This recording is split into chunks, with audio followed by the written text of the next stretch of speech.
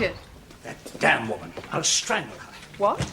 That woman who came here yesterday about some Richard Education Fund for naval officers' children. Mrs. Hamilton? Yes. The one you were rather curt with? Curt, yes. Unhelpful, it now seems. Well, what do you mean? I've just had the most unpleasant 10 minutes with Carson. If you can believe such a thing possible, that woman... Mrs. Hamilton? Yes, Mrs. Hamilton. Apparently she met the First Lord dining somewhere last night, only a few hours after leaving this house. Told him she'd been to see me and that I had been most unhelpful and offhand. And then went on about her education fund to him. Then that was very sensible of her. You did nothing for her but give her the name of some Admiralty clerk to write to. I've got other rather more important things to do, thank you very much, than listen to stupid, scheming, pushing women. Richard, she wasn't stupid. She went over your head to your superior. I don't call that stupid. Has she got what she wanted? All I can tell you is that Carson has asked me, ordered me, to take up the woman's case, have it gone into, and report to him personally within a week. Good for her. I think it's outrageous and immoral that such a matter should merit the full attention of a minister in the middle of a war.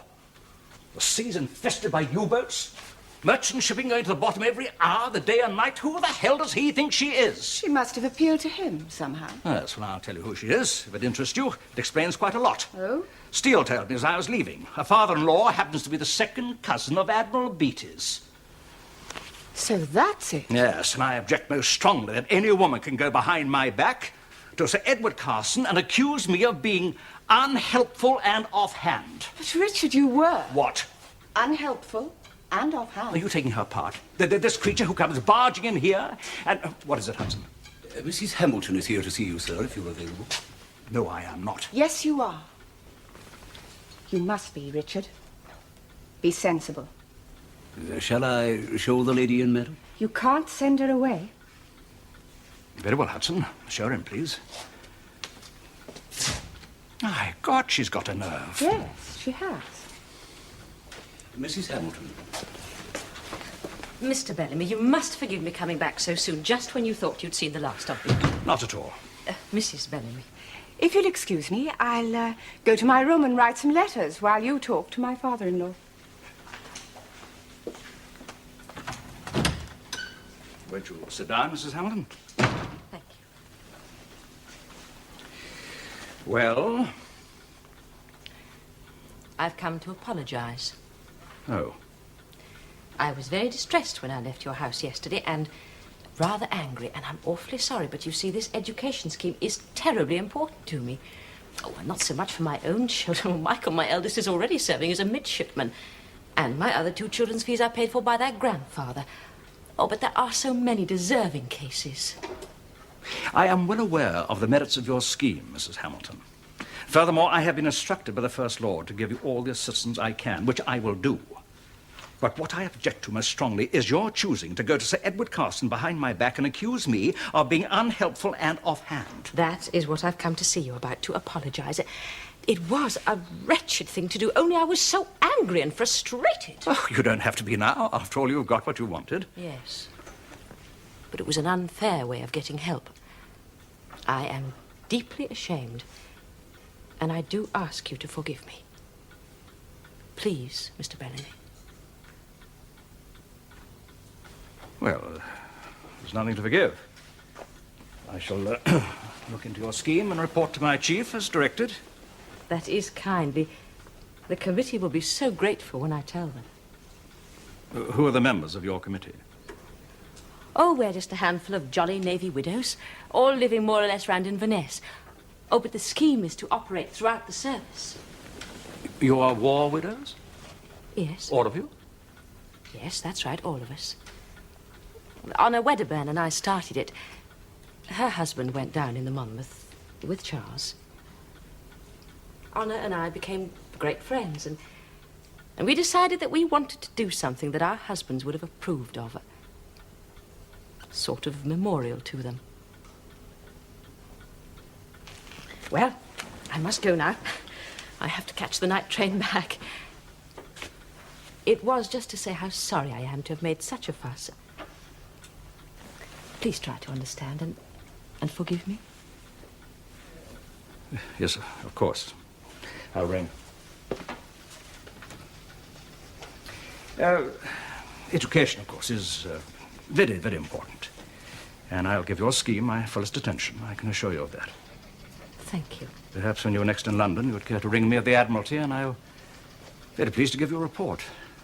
Oh, that is kind of you, but I shan't be coming south again until Michael's ship docks for boiler cleaning. Then he gets some leave. He wants to see all the shows in London. I'm sure he does. Well, goodbye, Mr. Bellamy. Goodbye.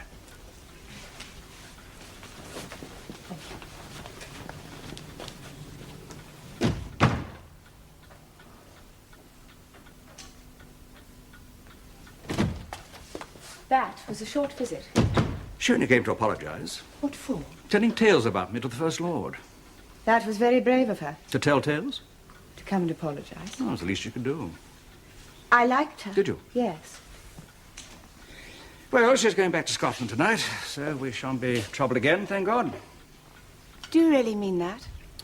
Sorry we missed our concert this afternoon. Yes. We must try and find another one next week. Yes. There. I've made room in the cupboard for him to hang up his things. Oh, thanks. And thanks for giving up the room, Rose. Oh, I'll probably sleep better in Edward's room. There's the whistle. Well, go and answer it. Yes? Coming! He's here, Rose, he's here. All right, steady.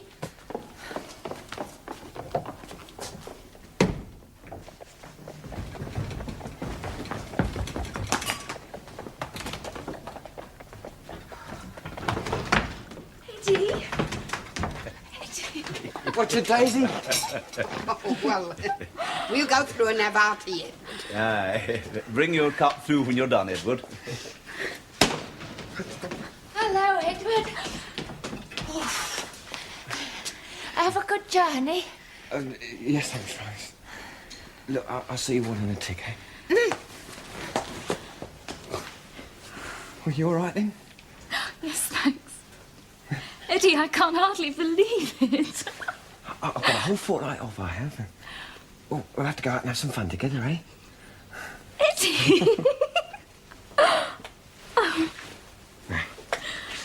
Tell me, you've been a good girl. What do you think? I hear the master's been made a lord. That's right.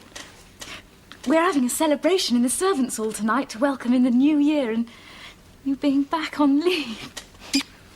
Mrs. Bridges has baked a nice cake special and we're having Mrs. All's housemaid in and do you remember Jack, the odd job man? For 169. He's coming. So, we'll make a nice party and have some laughs, eh? Mrs. Bellamy's letting us have some champagne. That sounds all right. Oh, Eddie. Daisy? Should we go and have our tea with the others, eh? Yes, all right. Oh, look, tomorrow I'll have to go out to Walthamstow to see my folks. Can you get the afternoon off? Well, I'll have to ask Mr. Hudson. No, I'll ask him. Yes, all right.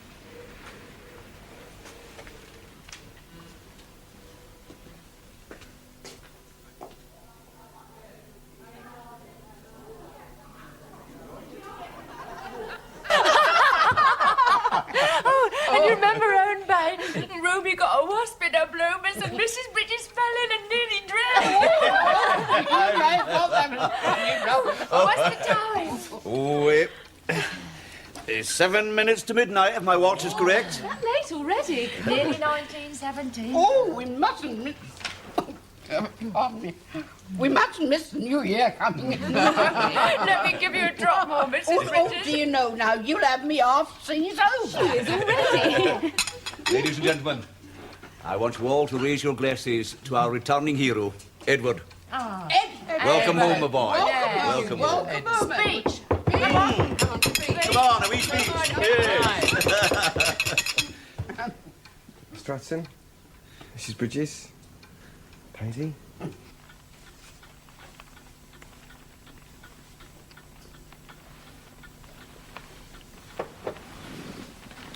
Must be getting on for midnight. Richard, Mm-hmm.